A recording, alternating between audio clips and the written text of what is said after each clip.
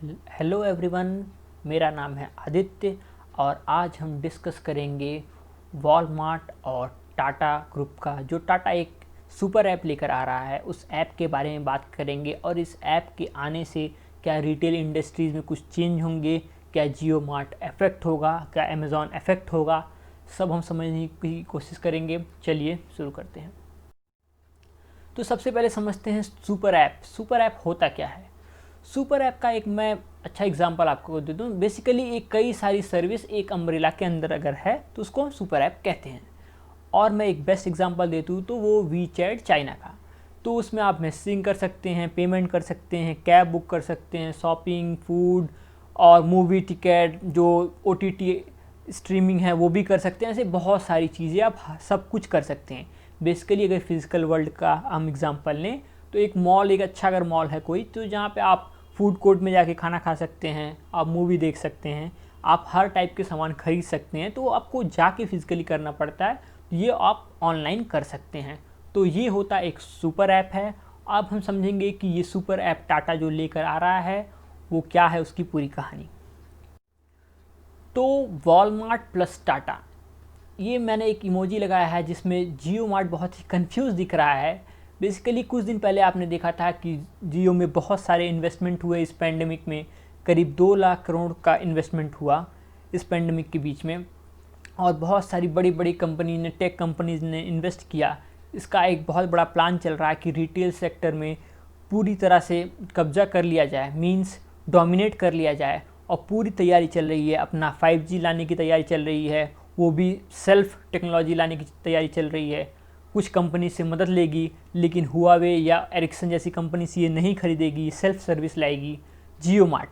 और उसके अलावा ये अमेज़ॉन और फ्लिपकार्ट को मार्केट से हटाना चाहती है और ख़ुद लीडर बनना चाहती है। तो उसके लिए इसने बड़े बड़े इन्वेस्टर्स को बुलाया था, जैसे कि गूगल हुआ, फेसबुक हुआ, और सबसे कुछ ना कुछ इसको बेनिफिट था, जो मैंने पिछले वीडियोस में बताया भी था कि ये गूगल को लाया है क्योंकि ये एक सस्ता फ़ोन ला सके। और जल्दी कुछ न्यूज़ आ रही थी जहां पता चला है कि अराउंड 4200 के रेंज में एक नया स्मार्टफोन ये लाने की तैयारी में है, टच स्मार्टफोन।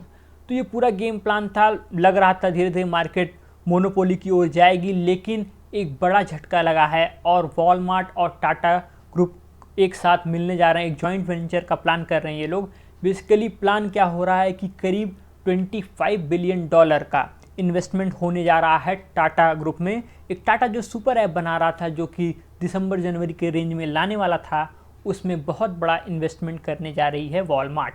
अभी बातें चल रही, हालांकि फाइनल नहीं हुई है। और इसको अंजाम देने के लिए गोल्डमैन सैक्स जैसे बैंक को लाया गया है, जो ये डील फाइनल करवाएगा।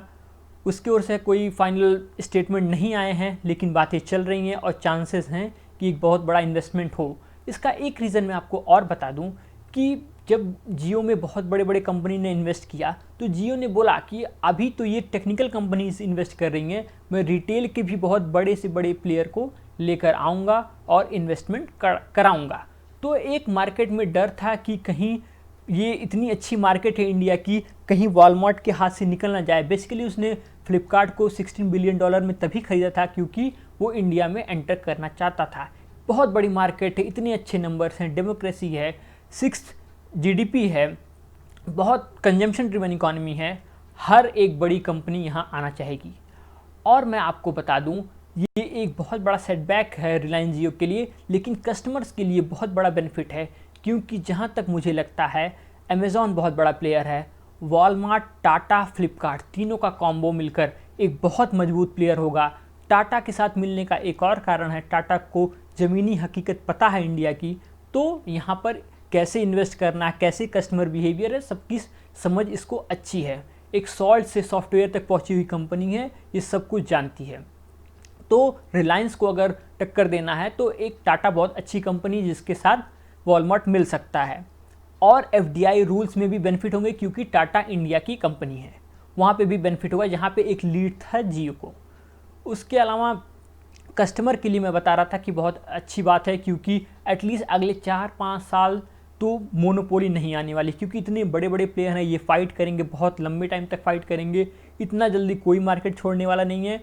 तो अमेज़ॉन और Walmart, Tata plus Flipkart plus Jio Mart, और हो सकता है अगर अलीबाबा पेटीएम में इन्वेस्ट कर दे बहुत ज़्यादा, क्योंकि वो जियो मॉल के थ्रू किया है, तो और गेम इंटरेस्टिंग होगा।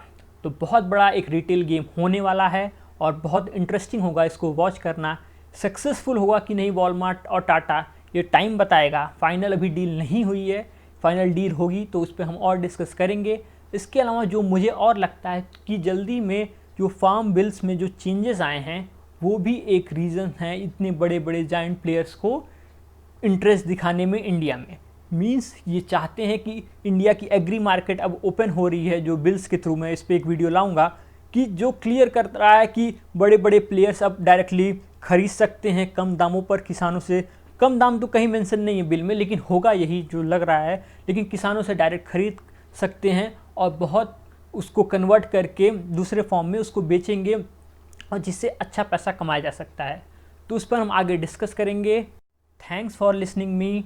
हम नेक्स्ट वीडियो में आएंगे फार्म बिल्स के ऊपर और उस पर डिस्कस करेंगे कि क्या बेनिफिट्स या क्या उसके नुकसान हो सकते हैं। Thank you.